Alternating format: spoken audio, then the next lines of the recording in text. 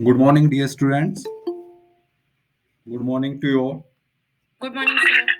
Good morning, Good sir. morning, sir. Welcome to the class. Sapna Kumari, roll number 4424. Mic off कर लो अपना.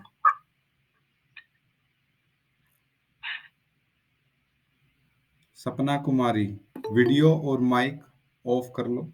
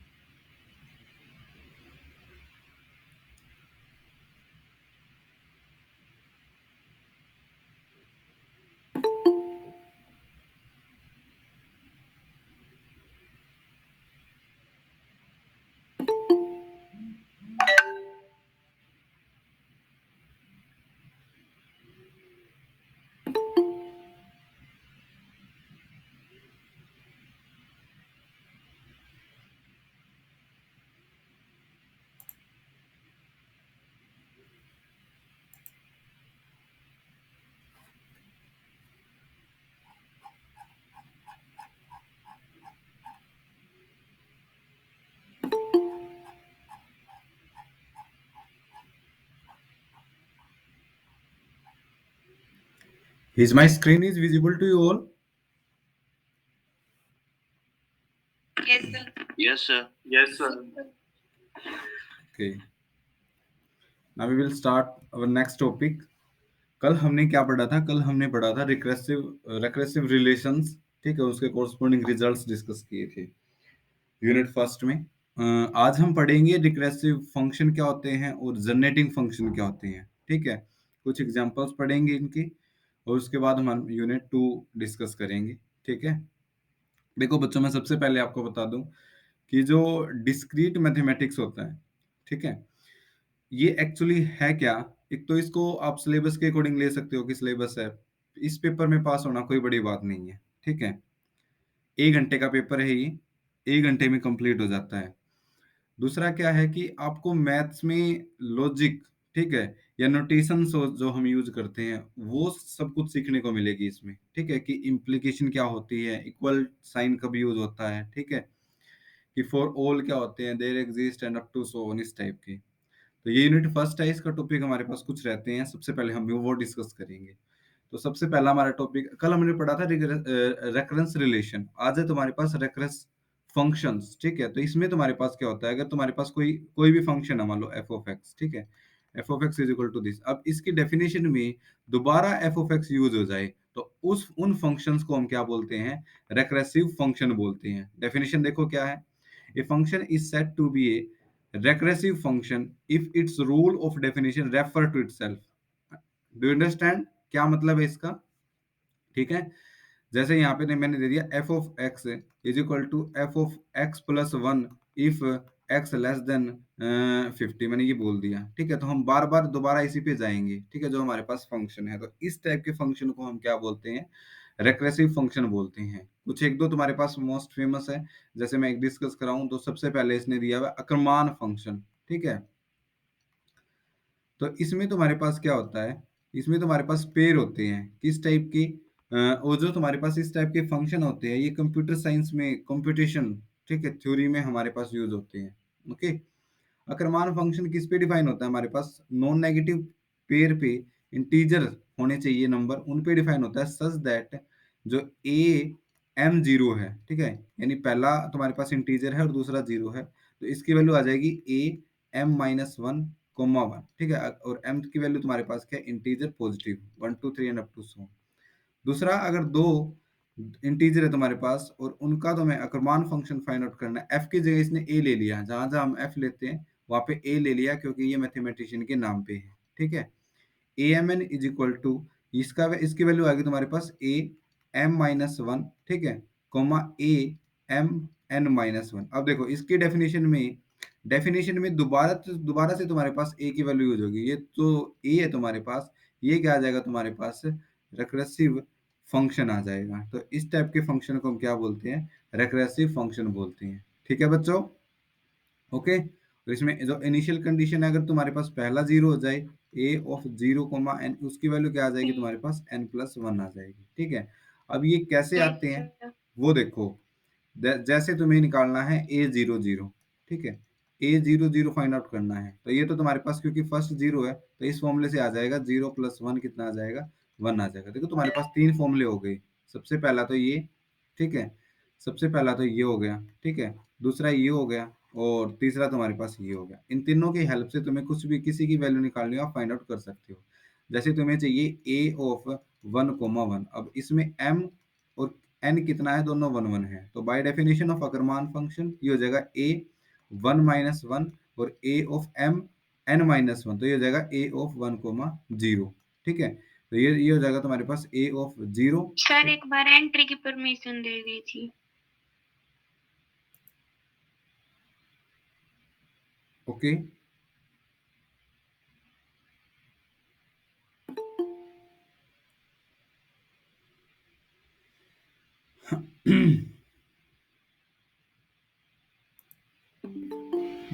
Now ये हो जाएगा तुम्हारे पास ए जीरो, ठीक है, और ये as it is a of one comma zero. अब a of one comma zero है, ठीक है, इसकी वैल्यू यहाँ पे हम लिख सकते हैं ए ऑफ जीरो, ठीक है, इसकी वैल्यू आ जाएगी तुम्हारे पास A of one minus one zero, ठीक है, और यहाँ पे क्या आ जाएगा, वन वन माइनस जीरो, ठीक है।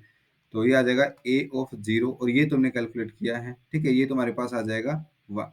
तो ए ऑफ जीरो कोमा टू, और A of zero comma two, ए तुम्हारे पास डेफिनेशन से टू प्लस वन कितना आ जाएगा, थ्री आ जाएगा, ठीक है। तो ये होते हैं अकरमान फंक्शन। तो रिकरेसिव फंक्शन में क्या होगा कि एक की हेल्प से दूसरे की प्रीवियस हम यूज करते चले जाएंगे। जैसे A of one two find out किया हुआ है, A of one three find out किया हुआ है, A of two two find out किया हुआ है, तो बाय द डेफिनेशन ये तुम्हारे पास तीन तीन वैल्यू है, ठीक है, इन तीन वैल्यू से आप कुछ भी फाइंड आउट कर सकते हो। Is that clear? Okay, Yes, sir. तो ये तुम्हारे पास होता है रिकरेसिव फंक्शन, ठीक है। सारे तुम्हें कैलकुलेट करने की जरूरत नहीं है, एक आध आप कैलकुलेट कर सकते हो। जैसे ये तुम्हारे पास देखो, ठीक है, मैक्रेती 91 फंक्शन, इसमें देखो जब तुम एम एन की वैल्यू लिखोगे, m n is equal to n minus hundred ten, ठीक है, अगर इसकी एन है, अगर तुम्हारे पास कोई भी इंटीजर है पॉजिटिव, उसकी वैल्यू आ जाएगी एन माइनस टेन। अगर तुम्हारे पास जो एन है अगर वो 100 से बड़ा है तो, ठीक है, वरना इसकी वैल्यू दोबारा फंक्शन में पुट करनी पड़ेगी, यानी m of n plus eleven, ठीक है, अगर तुम्हारे पास जो एन है वो क्या है, लेस देन हंड्रेड है, ठीक है। जैसे तुम्हें कैलकुलेट करना है एम ऑफ ट्वेंटी वन, ठीक है, ये कैलकुलेट करना है क्योंकि ट्वेंटी वन हंड्रेड से लेस है, तो हम दोबारा इस पे जाएंगे। तुम्हारे पास दो तरीके हैं, इस पे जा सकते हो, इस पे जा सकते हो। अब m में जो n है तुम्हारे पास वो कितना है, twenty one, twenty one is less than hundred, तो इसकी वैल्यू हो जाएगी तुम्हारे पास यहाँ से m of twenty one plus eleven, ठीक है, ये तुम्हारे पास हो जाएगा एम ऑफ थर्टी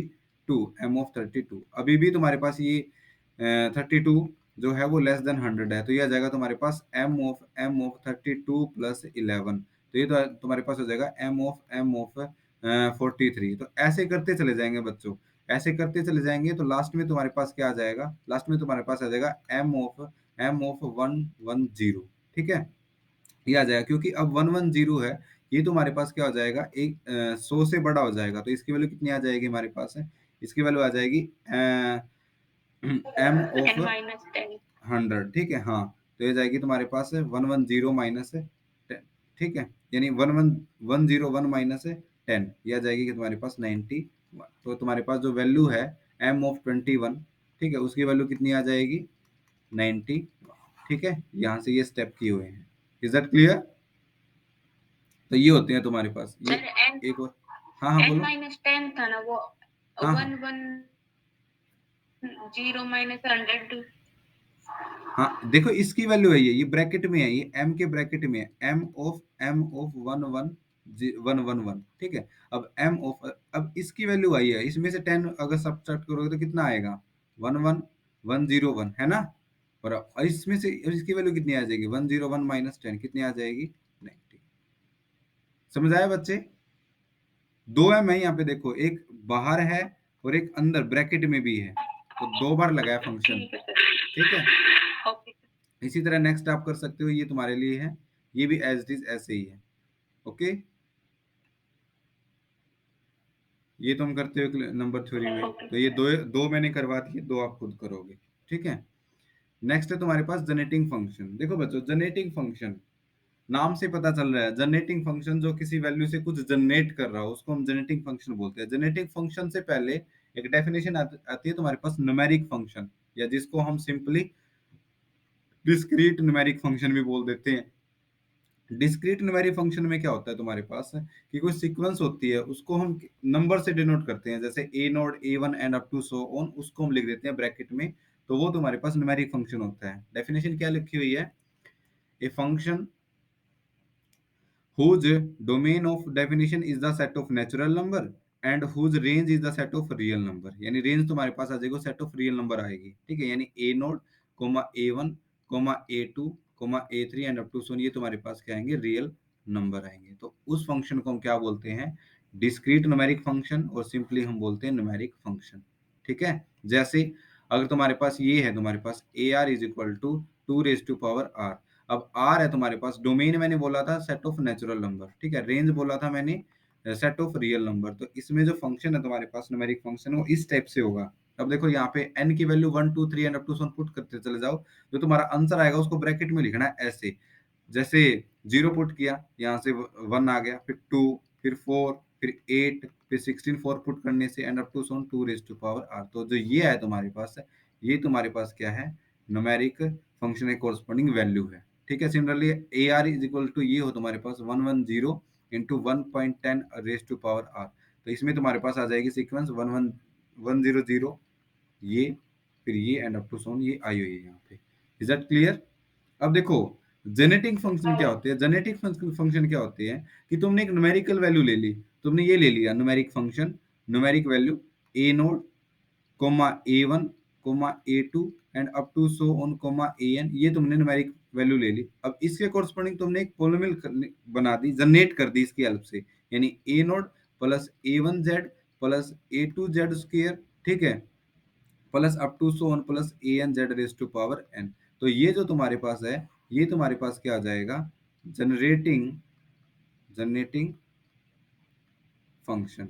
ठीक है बच्चों, जैसे जैसे तुमने ये ले लिया, तुमने ले लिया numeric function 1 1 1 and up to so on 1, ये ले लिया, तो इसके corresponding A node is equal to A1 is equal to A2 and up to so on is equal to AN। सबकी वैल्यू कितनी है 1 1 है, तो यहाँ पे जेड के जो कोफिशिएंट है सब ए एज की वैल्यू पुट कर दो, तो ये जाएगा तुम्हारे पास 1 plus Z square and up to so on z raise to power n। और इसको कंबाइन फॉर्म में लिखोगे तो इसको ये हो जाएगा 1/1 माइनस जेड। पता है ना, ये तो ये जो तुम्हारे पास वैल्यू है, ये तुम्हारे पास किसके इक्वल हो जाती है 1/1 माइनस जेड के, और यहाँ पे जब अल्टरनेटिव साइन हो तो वो हो जाती है 1/1 प्लस जेड के इक्वल। ठीक है, ये तुम लोअर क्लासेस में पढ़ते हो 1 minus z raise to power -1। ठीक है, ये होगा तुम्हारे पास 1 प्लस जेड स्क्वायर, और 1 plus z raise to power -1 होता, ये होता है तुम्हारे पास 1 minus z plus Z square minus z cube. हाँ ठीक है। अब जो जनरेटिंग फंक्शन होता है उसको हम कैपिटल ए से, कैपिटल बी से, कैपिटल सी से, इनसे रिप्रेजेंट करते हैं। ठीक है, तो जो तुम्हारे पास आंसर आया है उसको हम कैसे लिख देते हैं, ए ऑफ जेड। तो ये तुम्हारे पास क्या आ जाएगा, रिक्वायर्ड जनरेटिंग फंक्शन। सिमिलरली अगर तुम्हारे पास ये है, ये है तुम्हारे पास 1 3 raise to power 1 3 raise to power 2 and up to sum 3 raise to power n। तो इसके कोरस्पॉन्डिंग तुम्हें क्या करना है,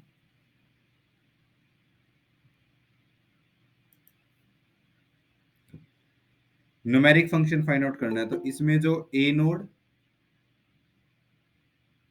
A1 and up to so on, जो इनकी वैल्यूज है, ये तुम्हारे पास क्या आ जाएगी, ये आ जाएगी तुम्हारे पास, ये है ए नोड,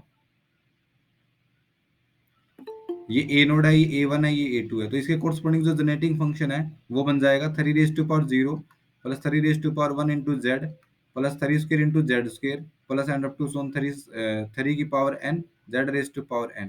तो इसको भी हम कंबाइंड फॉर्म में ऐसे लिख सकते हैं 1/1 minus 3 raise to power z। ठीक है बच्चों, ये कैसे होता है मैं आपको और बता दूं। देखो ये जो तुम्हारे पास है, कोई बच्चा बता सकता है अगर तुम्हारे पास वैल्यू सेम है ये, तो ये एक जीपी सीरीज बन रही है। ठीक है, और जीपी सीरीज है, अगर तुम्हारे पास इनफाइनाइट जीपी सीरीज है तो उसका जो सम होता है वो होता है A/1 - R। R is the common ratio और a is the first sum, तो उसको कंबाइंड फॉर्म में लिखेंगे तो इसका जो सम है वो इसके इक्वल आ जाएगा 1/1 minus 3 raise to power z।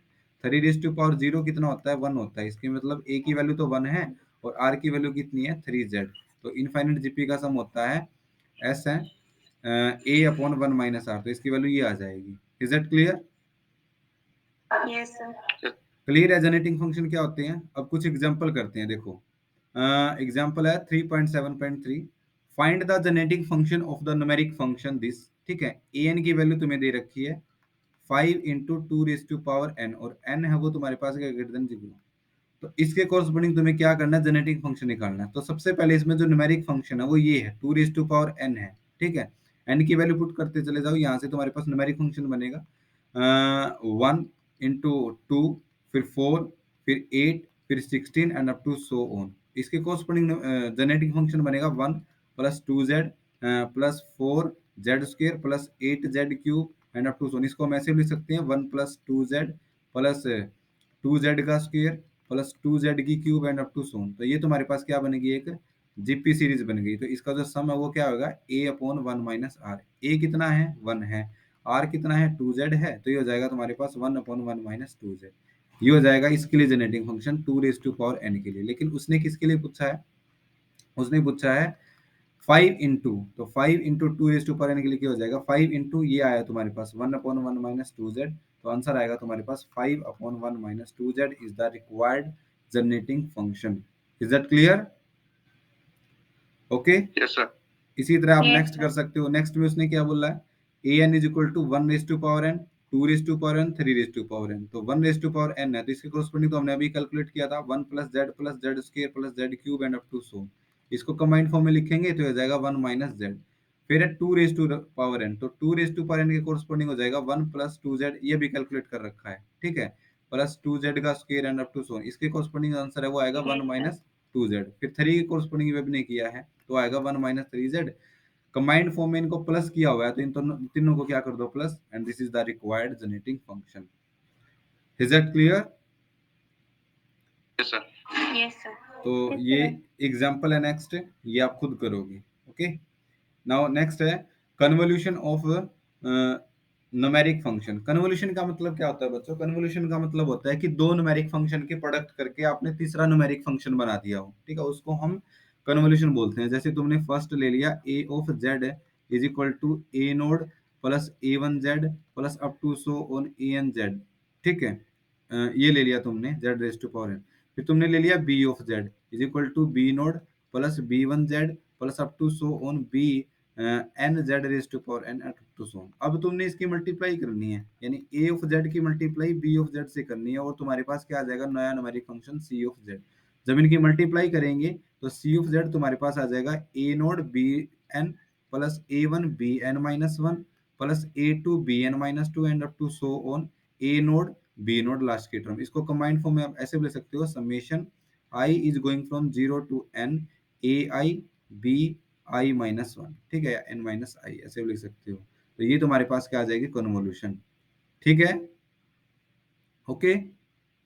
अब इसका देखो हम यूज कैसे करते हैं, Yes, sir. यूज कैसे करते हैं वो देखो। जैसे एग्जांपल 3.8.1 है, let this be the arbitrary numeric function. ठीक है, एंड ये कोई भी तुम्हारे पास दूसरा न्यूमेरिक फंक्शन है, तो बोलता है C of Z find out करो। ठीक है, तो सी ऑफ जेड किसके इक्वल होता है, ये होता है तुम्हारे पास A of Z into B of Z. अब तुम्हें ए ऑफ जेड दिया हुआ है, ए ऑफ जेड क्या है वो तुम्हारा ए, देखो ए ऑफ जेड बोल दिया तो तुमने जेड की फॉर्म में लिखना पड़ेगा, और सिंपल है तो सी लिखना पड़ेगा। देखो ऐसे भी लिखा हुआ है ना, C is equal to A star B.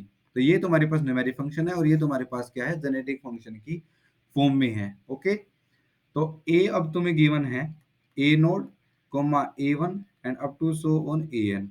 और बी तुम्हें गिवन है बी नोट, ये तुम्हारे पास होता है बी एन, और तुम्हें बी क्या गिवन है 1 1 1 एंड अप टू सोन 1, इन दोनों की मल्टीप्लाई कराएंगे तो सी एन आएगा तुम्हारे पास, ठीक है, या सी बोल दो उसको, तो वो तुम्हारे पास आ जाएगा A naught comma A one and up to so on, A N की मल्टीप्लाई 1 1 1 से कराएंगे तो तुम्हारे पास यही आ जाएगा दोबारा A naught comma A one and up to so on, और इसके कॉरस्पॉन्डिंग जो तुम्हारे पास जनरेटिंग फंक्शन है वो हो जाएगा C of Z is equal to A naught plus A one Z plus A two Z square and up to so, ठीक है। और जब मल्टीप्लाई कराई है तो सी तुम्हारे पास ये आया है, तो इसके कॉरस्पॉन्डिंग जो तुम्हारे पास सी ऑफ जेड है उसकी वैल्यू आ जाएगी A of Z into B of Z, ठीक है, और बी ऑफ जेड 1 1 है तो ये दोबारा ए ऑफ जेड के इक्वल आ जाएगा। सर ये 1 1 के इक्वल है, 1 1 बी के इक्वल है और ये गिवन है, देखो ये रहा यहाँ पे, ठीक है। बी न्यूमेरिक फंक्शन दो, एक तो ये है और एक ये है, ये ए है और ये तुम्हारे पास बी है, ओके, ठीक है। तो सी ऑफ जेड की वैल्यू आ जाएगी A of Z into B of Z, ठीक है, ए ऑफ जेड की value as it is B of Z 1 1 1 है, तो अभी हमने कैलकुलेट करा है ना, उसकी वैल्यू कितनी होती है 1/1 माइनस जेड, वो वैल्यू पुट कर दी यहाँ पे, और बोलता है इन पार्टिकुलर अगर तुम्हारे पास ए ऑफ जेड भी अगर इसके इक्वल हो जाए, यानी A naught and up to so on इनकी वैल्यू भी 1 के इक्वल हो जाए, तो सी ऑफ जेड किसके इक्वल आ जाएगा, इसके इक्वल आ जाएगा, ठीक है। Yes sir. अब उसने दोबारा कैलकुलेट भी करके दिखाया हुआ है C naught C one and up to so on, वो दोबारा किसके इक्वल आया है 1/1 minus Z square, is that clear. Yes sir. तो ये एग्जांपल है, ये सिमिलर एग्जांपल है, आप ट्राई करोगे इनको।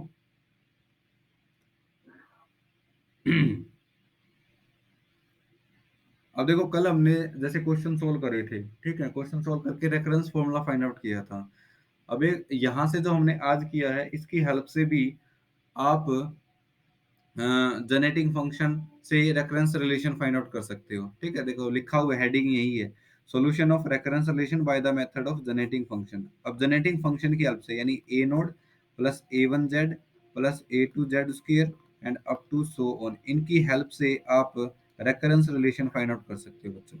देखो एग्जांपल, द एक्सप्लिसिट फॉर्मूला यानी A N is equal to 3 into A N minus one plus one, ये तुम्हें गिवन है, इनिशियल कंडीशन गिवन है A naught is equal to 0 और A one is equal to 1, ठीक है। तो अब देखो इसका सॉल्यूशन, अब इसमें हम जेनेटिंग फंक्शन से करेंगे, जेनेटिंग फंक्शन के लिए क्या करेंगे सर इस पर वो ये एक्सप्लिसिट और इम्प्लिसिट ये अलग आवाज नहीं आ रही बच्चे आपकी, जोर से बोलो थोड़ा। सर ये एक्सप्लिसिट फंक्शन और ये इम्प्लिसिट ये अलग अलग होते हैं सर, एक बार एक्सप्लिसिट कल देना सर।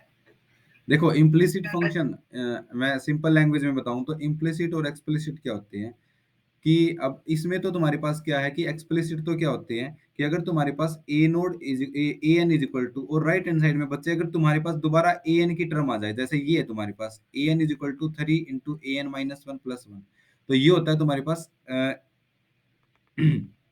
इम्प्लिसिट, ठीक है। एक्सप्लिसिट क्या होगा तुम्हारे पास, एक्सप्लिसिट में A N is equal to, यहाँ पे ए एन की टर्म नहीं होनी चाहिए, मान लो मैंने लिख दिया a N is equal to n plus one, तो देखो राइट हैंड साइड में कोई भी ए एन की टर्म नहीं है ना, इसको बोलेंगे एक्सप्लिसिट फॉर्मूला, और ये तुम्हारे पास है इम्प्लिसिट फॉर्मूला, क्लियर है। Yes. तो अगर मैंने ये बोल दिया, दो दो चीज लिख दी, a N is equal to n plus one का स्क्वेयर, ठीक है, ये तुम्हारे पास फर्स्ट है, और सेकंड लिख दिया मैंने a N is equal to 3 into A N minus two plus five, तो बच्चों बताओ इसमें से एक्सप्लिसिट वाला एक्सप्लिसिट हो जाएगा सर, और दूसरा क्योंकि इसमें ए हाँ ये इम्प्लिसिट हो जाएगा सर। हाँ ये होता है, क्लियर है। तो अब देखो बच्चों रेफरेंस रिलेशन कैसे फाइंड आउट करेंगे, तो तुम्हें ये गिवन है a N is equal to 3 into A N minus one plus one, ये गिवन है, तो दोनों तरफ जेड एन से मल्टीप्लाई कर दो, यहाँ से कर दिया जेड एन से मल्टीप्लाई, यहाँ कर दिया और यहाँ कर दिया, अब दोनों तरफ समेशन ले लो, समेशन ले लिया, n is going from 2 to infinity, 3 बार आ जाएगा, समेशन ले लिया, n is going from 2 to infinity, यहाँ पे समेशन ले लिया, n is going from 2 to infinity, और उसको इक्वेशन नंबर 3 बोल दिया, ठीक है। अब देखो तुम्हारे पास तीन चीजें हैं, फर्स्ट तो ये है, सेकंड ये है और थर्ड ये है, तो इन तीनों की वैल्यू कैलकुलेट करेंगे बच्चों। सबसे पहले तुमने ले ली फर्स्ट, यहाँ से फिर सेकंड और यहाँ से फिर ले लिया तुमने थर्ड, फर्स्ट को कैलकुलेट किया, ये ले लिया, इसको एक्सपेंड कर दिया, एक्सपेंड करके देखो बच्चों क्या किया, अगर मैंने इसमें ए वन जेड और माइनस प्लस ए वन ये ऐड कर दिया और माइनस ए वन जेड माइनस ए नोट सब्ट्रैक्ट, कोई फर्क पड़ेगा, नहीं पड़ेगा ना। और अब यहाँ से यहाँ तक की टर्म इसको कंबाइन करके क्या लिख दिया, ए ऑफ जेड, जो हम अभी कर रहे थे। समझ आया क्या किया है? एक्सपेंड करके यस सर। ए वन जेड प्लस ए नोट ऐड कर दिया और वही सब्ट्रैक्ट कर दिया, तो कोई फर्क नहीं होगा। क्यों किया ये? क्योंकि ये कंप्लीट क्या बन जाएगा, ए ऑफ जेड, और ये दोनों टर्म एज इट इज। ठीक है, अब ए नोड और ए वन की वैल्यू तुम्हें गिवन है। ठीक है, ये रही ए नोड और ए वन की वैल्यू कितनी है, ए नोड की 0 है, ए वन की 1 है, यहाँ पे पुट कर दो, तो ये तुम्हारे पास फर्स्ट जो समेशन है उसकी वैल्यू आ जाएगी a z minus z. Similarly ये तुम्हारे पास देखो z raise to power n है, तो z raise to power n है, तो इसमें से -1 सब्ट्रैक्ट कर दो, +1 ऐड कर दो, और जेड रेज टू पावर 1 है उसको बाहर ले आओ, तो उसको बाहर ले आए, ये तुम्हारे पास टर्म आ जाएगी। इसको एक्सपेंड कर दिया, एक्सपेंड करके अभी हमने करा ये वैल्यू किसकी इक्वल है, ए ऑफ जेड माइनस है ए नोड की। सिमिलरली ए नोड ऐड कर दिया, ए नोड सब्ट्रैक्ट कर दिया, तो ए नोड ऐड करने से ए ऑफ जेड हो जाएगा माइनस ए नोड, और ए नोड की वैल्यू कितनी है, 0 है, तो इसकी वैल्यू आ जाएगी सेकंड समेशन की Z into A of Z. और ये तो तुम्हें पता ही है ये किसके इक्वल होता है, Z square upon 1 minus Z के। तीनों की वैल्यू उठा के वहां पे पुट कर दो and you can get the required generating function. ठीक है, ओके। Yes sir. और ये तुम्हारे Yes, पास sir. रेफरेंस रिलेशन आ जाएगा जो तुमने कैलकुलेट किया था। तो ये नेक्स्ट कुछ एग्जांपल है, ये आप ट्राई करोगे। तो ये एक्सरसाइज है, एक्सरसाइज कर भी सकते हो आप, वरना जितने भी एग्जांपल है उन्हीं से काम चल जाएगा, वहीं सर से ये आप फर्स्ट try करोगे। एक्सरसाइज है या फिर कल भी आपने करवाई? क्या बोल रहे हो? ये फर्स्ट एक्सरसाइज है सर या फिर कल भी करवाई? नहीं, ये फर्स्ट ही एक्सरसाइज कंबाइंड है, जब जो अभी तक हमने किया है उसमें सारा कुछ मिक्स है इसमें। ठीक है, जाऊंगी 9 बजे खत्म। क्लियर है? Yes, sir. तो ये थी Yes, तुम्हारे sir. पास यूनिट Yes, sir. फर्स्ट, और यूनिट 2 में तुम्हारे पास बच्चों 2 है। ठीक है,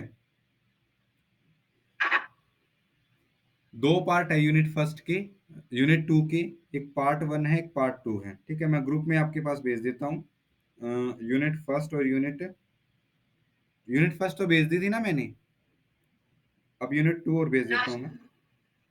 Yes, sir.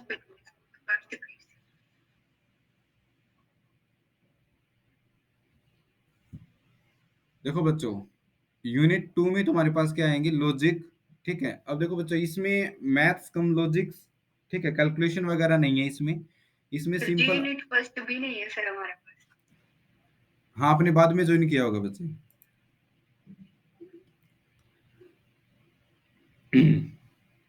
तो भी सर टेलीग्राम पे बना दिया करो सर, वहाँ पे जो भी मतलब एक बार करने के बाद मिल जाते हैं सर कभी। कोई बात नहीं, देखते मैं दोबारा फिर भेज दूंगा, कोई दिक्कत नहीं है। या फिर बच्चों जिसके पास हो, जो बाद में ज्वाइन करता है, या फिर आप उसके पास सेंड भी कर सकते हो, क्योंकि पहले वाले बच्चों के पास तो होती है। करें स्टार्ट बच्चों, next topic. Yes sir. Next topic है लॉजिक्स। ठीक है, लॉजिक क्या होते हैं? ठीक है, लॉजिक में तुम्हारे पास कुछ डेफिनेशन आएंगी। ठीक है, बस इसमें डेफिनेशन है और कुछ भी नहीं है, डेफिनेशन एग्जांपल, डेफिनेशन एग्जांपल, और कुछ तो आपको पता भी होगा। ठीक है, पहले बताओ प्रीपोजिशन क्या होती है, प्रोपोजिशन जिसको हम बोलते हैं, डेफिनेशन लिखी हुई है बच्चों। माइक ऑफ कर लो, जिसका ऑन है माइक ऑफ कर लो।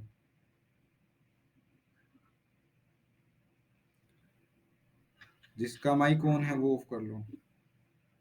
सर ये जो एग्जांपल 4.1.2 दे रखा है इसमें से बतानी है? नहीं, हम सिंपल डेफिनेशन हम करते हैं ना कि डेफिनेशन का तो नहीं पता सर, बट ये जो से हेल्पिंग लगाते हैं ये ऑफ टी दैट दैन वगैरह ये होती है। तो बच्चों देखो, हम ये बोलते हैं कि हाइपोथेसिस है, प्रोपोजिशन है, स्टेटमेंट है, एक्सिम है, ये क्या होते हैं, ये सब हम इसमें पढ़ने वाले हैं। ठीक है, तो प्रोपोजिशंस क्या होती है बच्चों, कोई भी एक ऐसी स्टेटमेंट, कोई भी ऐसी डिक्लेरेटिव सेंटेंस जो या तो ट्रू हो या फॉल्स हो, जिसका आप हाँ या ना में जवाब दे सकते हैं, तो वो तुम्हारे पास एक प्रोपोजिशन होती है। ठीक है, जैसे मैंने ये बोल दिया ये दरवाजा खोलो, तो आप क्या करोगे, हाँ या ना में जवाब दोगे या उसका फिर दरवाजा खोलोगे? बताओ। बोल देंगे सर। तो हाँ हाँ ना में जवाब नहीं देंगे ना। तो वो जो तुम्हारे पास है कि ओपन द डोर, वो तुम्हारे पास एक स्टेटमेंट नहीं है, वो तुम्हारे पास एक कमांड है। और मैंने ये बोल दिया कि the sun is hot, last example है, ठीक है। वॉइस ब्रेक हो रही है सर आपकी। वॉइस ब्रेक हो रही है, सभी के साथ ऐसा हो रहा है? नहीं सर, क्लियर है सर, बिल्कुल।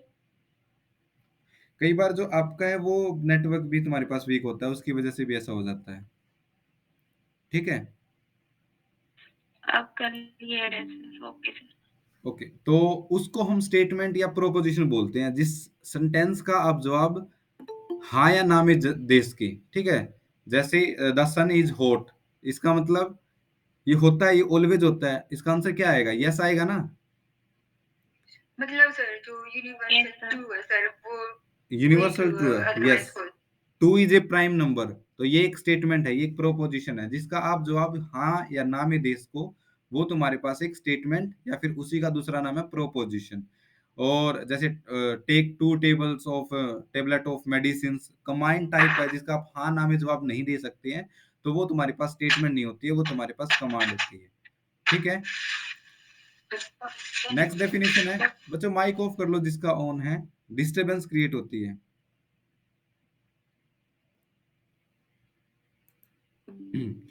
नेक्स्ट है तुम्हारे पास, अगर तुम्हारे पास दो स्टेटमेंट एक लाइन में बोल दे हम, ठीक है, कि मैंने बोल दिया कि मान लो ये बोल दिया to is a prime number but three is not a prime number, तो देखो दो स्टेटमेंट है, वो हमने कंबाइंड फॉर्म में लिख दी, ठीक है। इसको बोलते हैं हम कंपाउंड प्रोपोजिशंस, ठीक है, कि हमने दो स्टेटमेंट को इकट्ठा लिख दिया। जैसे ये बोल दिया मैंने द सन इज शाइनिंग, ठीक है, इट इज कोल्ड, दो स्टेटमेंट है, the sun is shining, it is cold.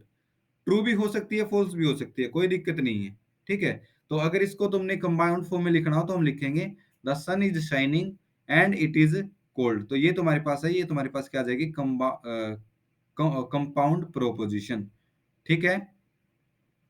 और हम नेक्स्ट ट्रूथ टेबल भी बनाएंगे, ओके। और अगर तुम्हारे पास सिंगल एक ही स्टेटमेंट है, जैसे मैंने बोल दिया लंदन इज इन डेनमार्क, तो तुम्हारे पास सिर्फ एक स्टेटमेंट है, उसको बोलते हैं हम प्रीमिटिव स्टेटमेंट, ठीक है। और तुम्हारे पास अगर दो है तो उसको बोलेंगे हम कंपाउंड स्टेटमेंट, ठीक है। सर जिसमें पॉसिबिलिटी ना हो उसको बोला जाएगा ना। क्या पॉसिबिलिटी ना हो? जैसे जैसे एक बार हाँ या ना मतलब खुद की वो ना हो।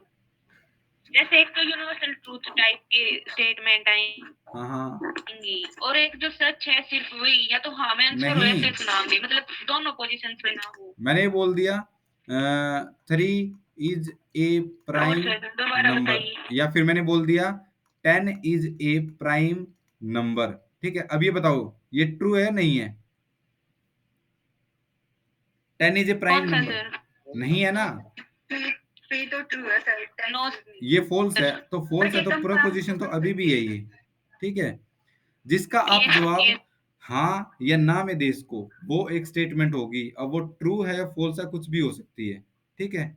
सिंपल लैंग्वेज में हम ओके इसको ऐसे सर। बोलेंगे। अब देखो जैसे हम सेट करते हैं इसी तरह तुम्हारे पास इसके भी कुछ बेसिक लॉजिक ऑपरेशन है, जैसे यूनियन इंटरसेक्शन होते हैं, ये पढ़ते हो ना तुम, अगर ए और बी दो सेट है तो A intersection B, A union B, A bar, ये पढ़ते हो ना सेट थ्योरी में। Yes sir. तो सिमिलरली अब लॉजिक थ्योरी में भी हम यही पढ़ेंगे, बेसिक ऑपरेशन। सबसे पहले है तुम्हारे पास कंजक्शन, दूसरा है तुम्हारे पास डिसजंक्शन, और तीसरा है तुम्हारे पास नेगेशन, ठीक है। अब देखो बच्चों, जो कंजक्शन है उसको हम रिप्रेजेंट करेंगे,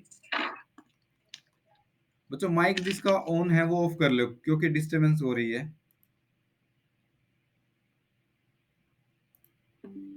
सबसे पहले हम पढ़ेंगे कंजक्शन, कंजक्शन को रिप्रेजेंट करेंगे हम एंड से, ठीक है। और फिर हम पढ़ेंगे डिसजंक्शन, डिसजंक्शन को हम रिप्रेजेंट करेंगे और से। और नेक्स्ट है तुम्हारे पास नगेशन, ठीक है, उसको हम रिप्रेजेंट करेंगे नोट से। यही करते थे ना, ये एंड होता था, ये और होता था, और ये नोट होता था, है ना यस सर। सेट थ्योरी में। अब देखो बच्चों, मैं पहले एक लाइन में बता दूं तुम्हें कंजक्शन क्या होता है। कंजक्शन वो होता है अगर तुम्हारे पास दो स्टेटमेंट हो, दो स्टेटमेंट इकट्ठी दी हुई हो, और तुम इस इकट्ठी कंपाउंड स्टेटमेंट को ट्रू और फॉल्स बोलना चाहते हो, तो वो ट्रू और फॉल्स जब होगी जब दो कंपाउंड स्टेटमेंट में से दोनों के दोनों या तो ट्रू होगी या फिर दोनों के दोनों फॉल्स होगी, तो हम उसको फॉल्स बोलेंगे। अगर एक ट्रू है एक फॉल्स है तो वो तुम्हारे पास स्टेटमेंट क्या होगी, फॉल्स ही होगी। तो ये तुम्हारे पास होता है कंजक्शन में। डिसजंक्शन में क्या होता है?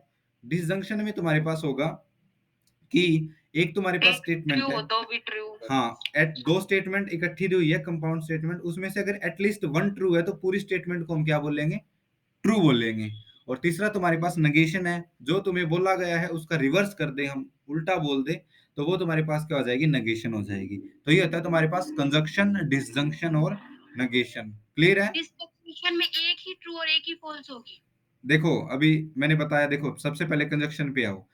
स्टेटमेंट्स को बच्चों हम स्मॉल अल्फाबेट से रिप्रेजेंट करते हैं, पी से, क्यू से, आर से, ये तुम्हारे पास रिप्रेजेंट होती है स्टेटमेंट के लिए। जैसे पी उसने बोल दिया, ठीक है, कंजक्शन के लिए हम रिप्रेजेंट करते हैं पी एंड क्यू। पी उसने बोल दिया the child is a boy, and Q में उसने बोल दिया दिस चाइल्ड इज इंटेलिजेंट। ठीक है, तो रिप्रेजेंट कंजक्शन की रिप्रेजेंटेशन है पी, और हम ये साइन लगा देंगे, ठीक है, क्यू।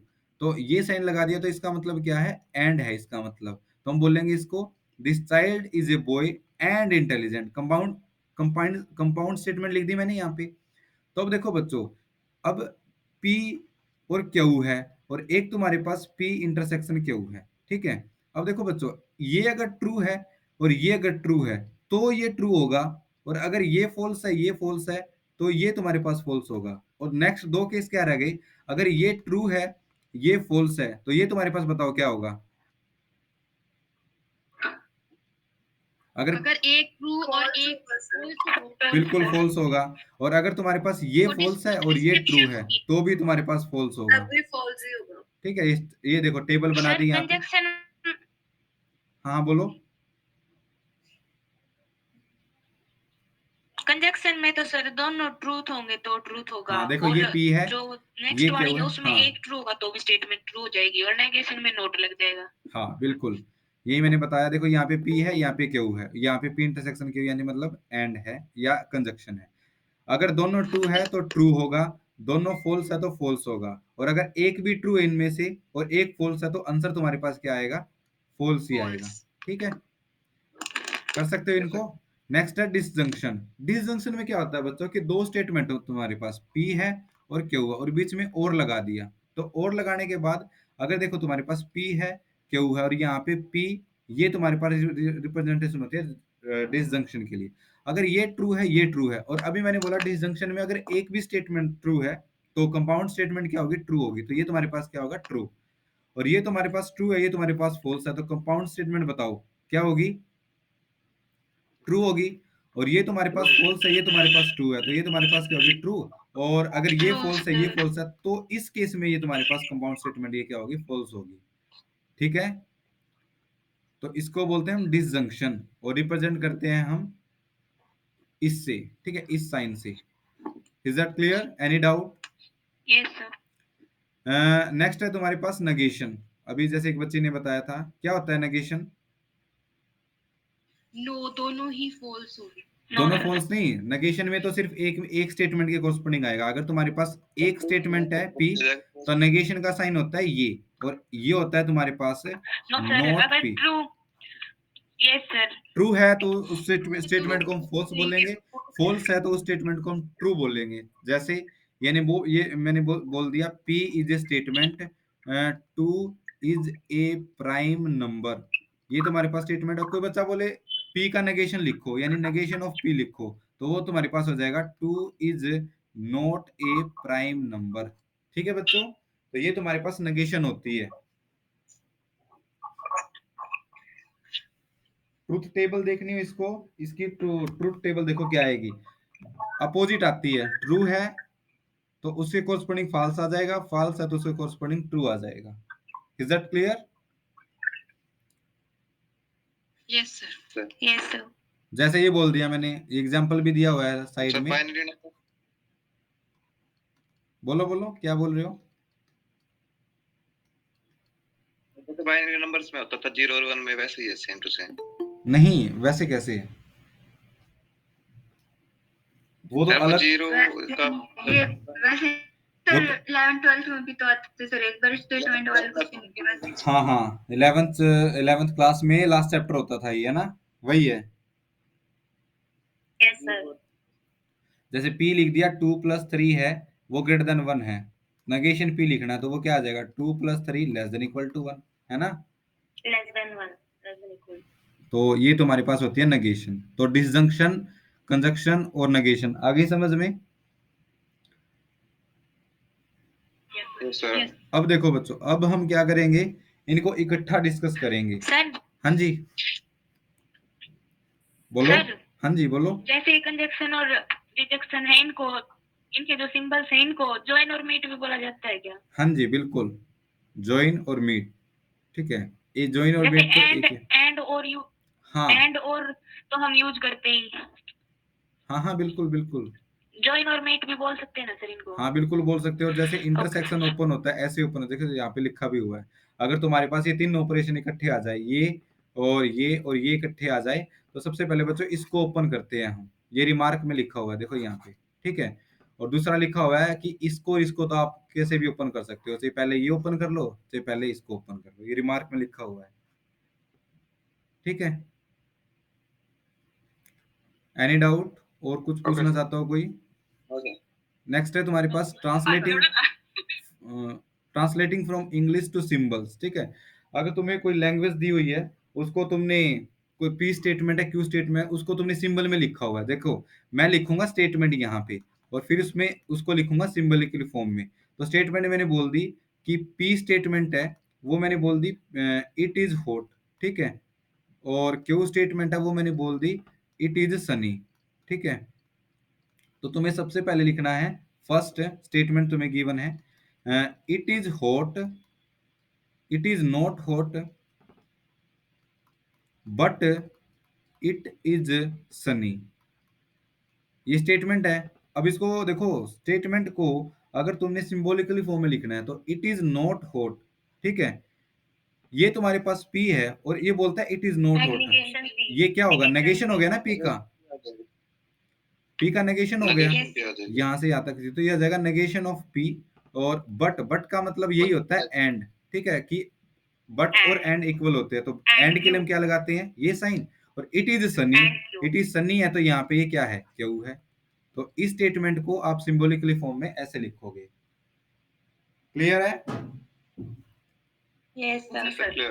दूसरा तुम्हें ये बोल दिया मैंने कि statement it is neither hot nor Sunny, neither hot sir not P, not Q and not P, ठीक है, and not Q. Not Q. तो इसको हम लिखेंगे neither Sunny, neither hot intersection not, negation of P का इंटरसेक्शन आ जाएगा तुम्हारे पास पी के क्यू के नेगेशन के साथ। तो इसकी जो सिंबॉलिकली फॉर्म है वो ये होगी।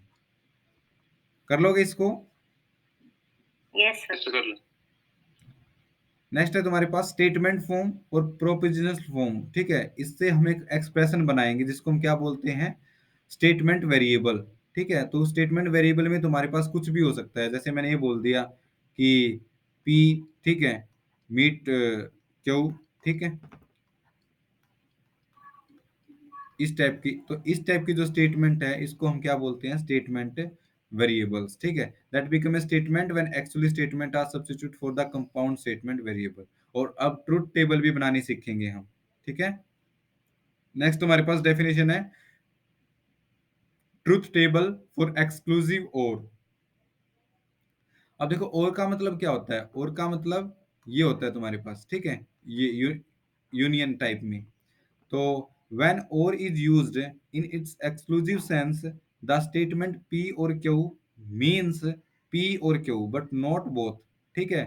और P और Q but no and not both P and Q which translate into simple this, ठीक है। ये तुम्हारे पास होता है एक्सक्लूसिव और इसको जब हमारे पास लिखने का तरीका होता है, या तो हम इसको ऐसे लिख सकते हैं, ठीक है, या फिर एक्सक्लूसिव का मतलब है कि तुमने क्या करा, पी जैसे तुम्हारे पास सेट थ्योरी में होता था पी यूनियन क्यू, ये तुम्हारे पास इसका इंटरसेक्शन कर दिया। अगर तुम्हारे पास पी इंटरसेक्शन क्यू का नेगेशन है तो उसका इंटरसेक्शन करके तुम्हारे पास है, उसको हमने एक्सक्लूसिव और बोला है।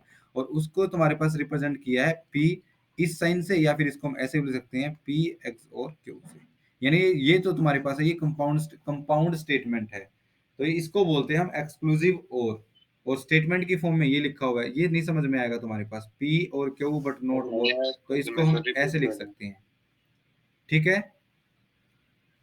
सर नहीं आया समझ में। Okay sir. नहीं आया समझ में, देखो ये एक्सप्रेशन है तुम्हारे पास, P यूनियन Q, ये तुम्हारे पास हो गया intersection, negation of P intersection Q।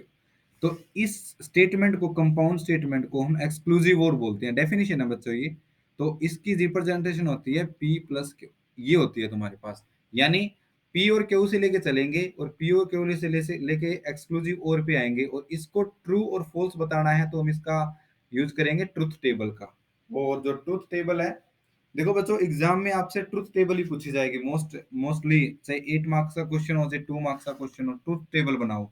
मान लो तुम्हें पी और क्यू स्टेटमेंट दे देंगे, ये दो दे देंगे, और तुम्हें ये बताना है कि इसका आंसर क्या आएगा। सर 8 मार्क्स में भी ट्रूथ टेबल पूछेंगे? हाँ जी बिल्कुल पूछ सकते हैं 8 सर मार्क्स 8 में मार्क्स भी। में भी ट्रूथ टेबल आ हाँ हाँ सकती हाँ है? हाँ बिल्कुल, जैसे ये एग्जाम्पल आपको स्क्रीन पे दिख रहा होगा 4.2.16 है ना, इसमें क्या पूछा हुआ है? सर ये तो इजी है। Table for the statement. Previous year paper है बच्चों आपके पास? नहीं है सर। No sir. ओके, मैं ग्रुप में सेंड कर दूंगा, ठीक है। Thank you sir. तो आ सकता है बच्चों, ट्रूथ टेबल बनाना भी आ सकता है। अब देखो, पहले बनाने सीख लो ट्रूथ टेबल कैसे होती है। जैसे ये दिया हुआ है, पी और क्यू दिया है यहाँ पे, ओके। अब देखो बच्चों, पी है ट्रू ट्रू फॉल्स फॉल्स, ठीक है। क्यू है वो ट्रू फॉल्स, तो इसके कोरस्पॉन्डिंग सबसे पहले तुम ये बना लो, ये तो आ गई ना बनानी, P union Q. Yes sir. फिर उसके बाद पी इंटरसेक्शन क्यू, ये बना लो। फिर नेगेशन पी क्या होता है, ट्रू का फॉल्स, फॉल्स का ये। और अब ये तुम्हारे पास एक, तुम्हारे पास स्टेटमेंट आ गई, ये तुम्हारे पास एक स्टेटमेंट आ गई। अब तुम्हें इंटरसेक्शन चाहिए, इसका मतलब क्या है, एंड। और ये एंड क्या होता है, जब एटलीस्ट वन ट्रू हो तो वो तुम्हारे पास क्या होगी, फॉल्स होगी। तो अब वो बना दो, यहाँ पे टेबल बना दी। देखो ये तुम्हारे पास पी यूनियन ये आ चुका है, ये अब इसका कोई काम नहीं है तुम्हारे पास, ठीक है, इसका काम है। तो इनमें से ट्रू फॉल्स, तो आंसर क्या आएगा, एंड में क्या आता है, एंड स्टेटमेंट में जो आंसर है वो ट्रू तब आता है जब दोनों के दोनों ट्रू हो, फॉल्स तब आता है जब दोनों के दोनों फॉल्स हो। और एक ट्रू और एक फॉल्स हो तो आंसर क्या आता है, फॉल्स ही आता है, ठीक है। तो अब ये देखो, ये पे यहाँ पे टी है, यहाँ पे टी, आंसर क्या आएगा, टी। यहाँ पे टी है, यहाँ पे टी, आंसर क्या आएगा, टी।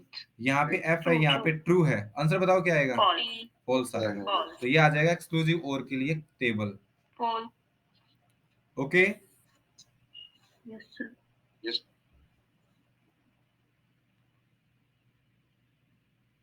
Yes sir. ये नेक्स्ट ट्रूथ टेबल बनानी है, आप बना सकते हो। 3 स्टेटमेंट दी हुई है पी क्यू और आर के लिए।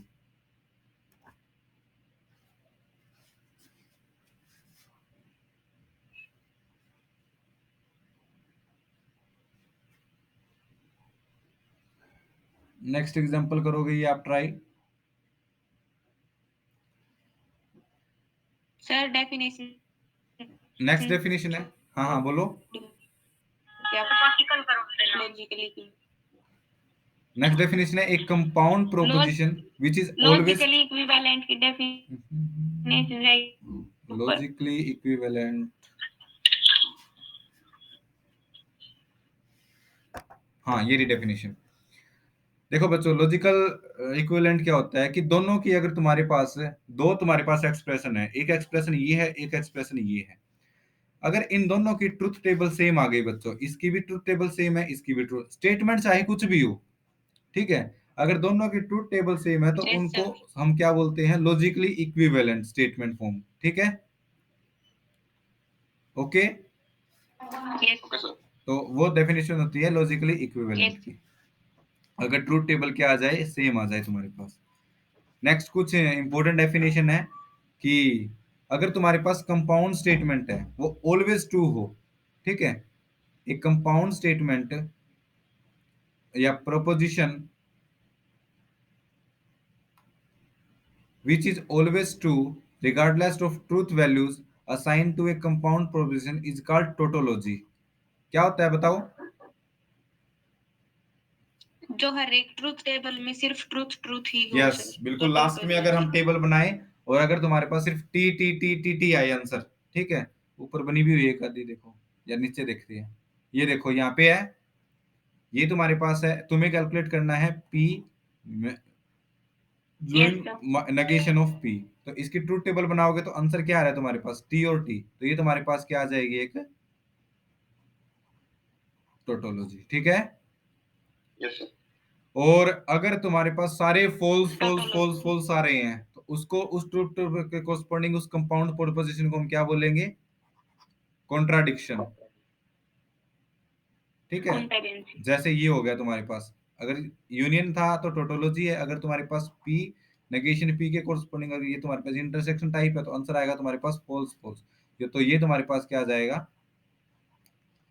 कॉन्ट्राडिक्शन, ठीक है। कंट्राडिक्शन, और थर्ड है तुम्हारे पास कॉन्टीजेंसी, तो कॉन्टीजेंसी में तुम्हारे पास क्या हो सकता, क्या दोनों हो, फॉल्स भी हो और ट्रू भी हो, तो वो तुम्हारे पास क्या होती है बच्चों, कॉन्टेजेंसी, कॉन्टीजेंसी। और जो टोटोलॉजी है उसको हम टो से रिप्रेजेंट करेंगे ऐसे, और जो कॉन्ट्राडिक्शन है उसको हम रिप्रेजेंट करेंगे स्मॉल सी से, ठीक है। स्मॉल सी, अब देखो बच्चों, सारे ट्रू ट्रू यस है, सर, टोटोलॉजी में होते हैं सारे ट्रू ट्रू और कॉन्ट्राडिक्शन में होते हैं सारे फॉल्स फॉल्स, तो मैं टोटोलॉजी का नेगेशन करूंगा तो कॉन्ट्राडिक्शन नहीं आ जाएगा, यस सर, ठीक है। तो इसने यही चीज रिमार्क में लिखी हुई है, ये तुमने 11th में पढ़ा हुआ है सब कुछ, तो ये तुम्हारे पास कुछ इंपॉर्टेंट रिजल्ट्स है। सर जी टोटोलॉजी सर ये वही है कि सर ये अभी ना पिछले लेक्चर में फ्लूइड वाले लेक्चर वही, क्या क्या, वो तो टोपोलॉजी है बच्चे, इससे पहले टोपोलॉजी था ना तुम्हारे पास लेक्चर टोपोलॉजी का, यस, वो ये तो है अलग है सर, बच्चे, वो तो है टोपोलॉजी, टोपोलो, सर वो टोपोलॉजी तो अलग सर, ये मैं ये वाला सिंबल आपने बनाया ना तो सर अब ये टो वाला हम्म, इसकी बात करिए सर, ये जो नेक्स्ट प्रीवियस लेक्चर कर दो हाँ हाँ हाँ, टोपोलॉजी में भी यूज होता है ये, कहीं भी यूज हो सकता है, तो जस्ट एक मैथमेटिकल सिंबल है। सर हम इंग्लिश सर क्योंकि फर्स्ट ईयर में तो क्लास लगी नहीं थी सर, ये अब के बार कर, हाँ कोई बात नहीं, जैसे कहीं भी हम पढ़ते हैं ये टो होता है, ठीक है, ये रो होता है, ये लैम्डा होता है, कैपिटल लैम्डा होता है, तो ये तो जस्ट सिंबल है, ये आप कहीं भी यूज कर सकते हो, फिजिक्स केमिस्ट्री मैथ कहीं भी, ठीक है। तो जस्ट टोटोलॉजी का सिंबल ये टो लेके चलता है, तो ये यूनिवर्सल हमारे पास सिंबल है इसका, ठीक है बच्चों। यस सर, अब ये बता दो मुझे, Yes, sir. अगर तुम्हारे पास P ये है तुम्हारे पास और अगर ये है तो इसके और इसके कोरस्पॉन्डिंग तुम्हें ट्रूथ टेबल आगे बनानी, अगर ये आ गई तो तुम्हारे पास कितनी बड़ी ट्रूथ टेबल आप बना सकते हो, Yes, sir. यस सर, बना दी। टोटोलॉजी कोरस्पॉन्डिंग दी हुई है तो ये ट्रूथ टेबल बनाई हुई है, ठीक है। और जैसे तुम्हारे पास सेट Yes, थ्योरी में sir. होते हैं ऐसे यहाँ पे ला है, आइडम्पोटेंट ला है, ठीक है, नेक्स्ट रिवर्सल ला, कम्यूटेटिव ला है, एब्जर्वेशन ला है, ये समझते हो ना क्या होते हैं। Yes, sir. जैसे तुम्हारे पास आइडम्पोटेंट ला है कि ट्रू है तो टी आएगा, फॉल्स है तो फॉल्स आएगा, कम्यूटेटिव ला है ये भी एज इट इज है, Yes, sir. जो एब्जॉर्प्शन ला है ये कर सकते हो आप, सारे एग्जांपल भी है ये, और इन्हीं में डेफिनेशन आ जाएगी, एसोसिएटिव डिस्ट्रीब्यूटिव, तो ये सारे टोटोलॉजी में होते हैं बच्चों, ठीक है, ओके।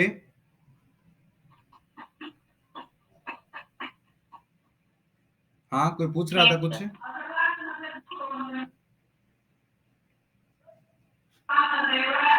ये बता दो सर थर्ड वाला एक बार, absorption law.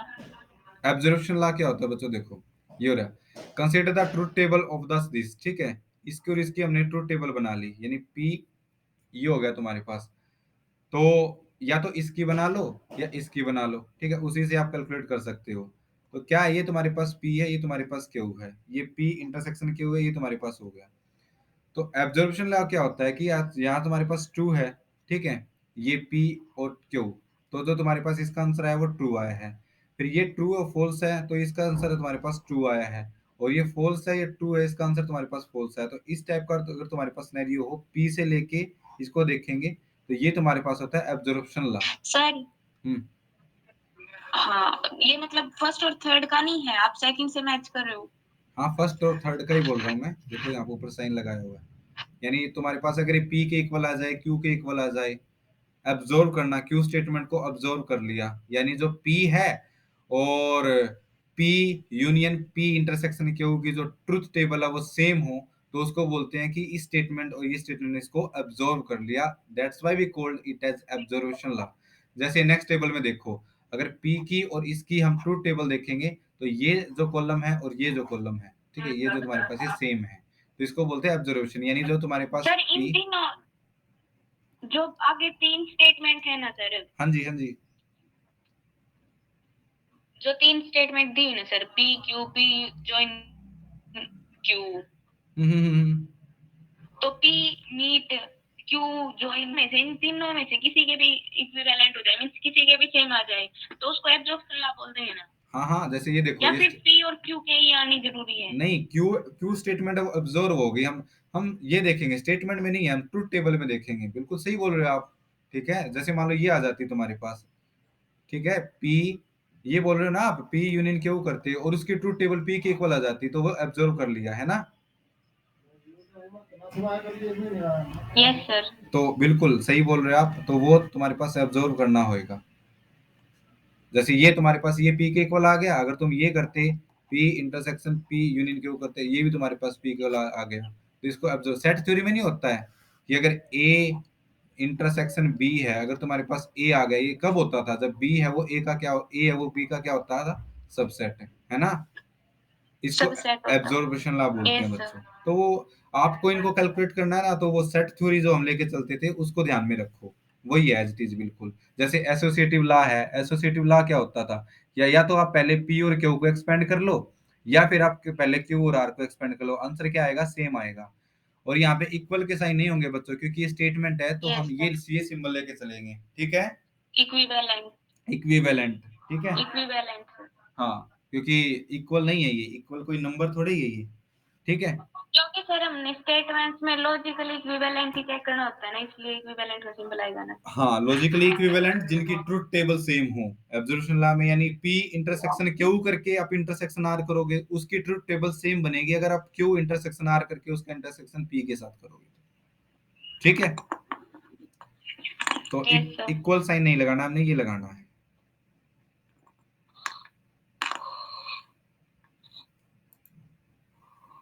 Is that clear? Yes sir. Yes sir. आप लोग बच्चों नेट की भी तैयारी कर रहे हो? यस सर, अभी 16 का पेपर।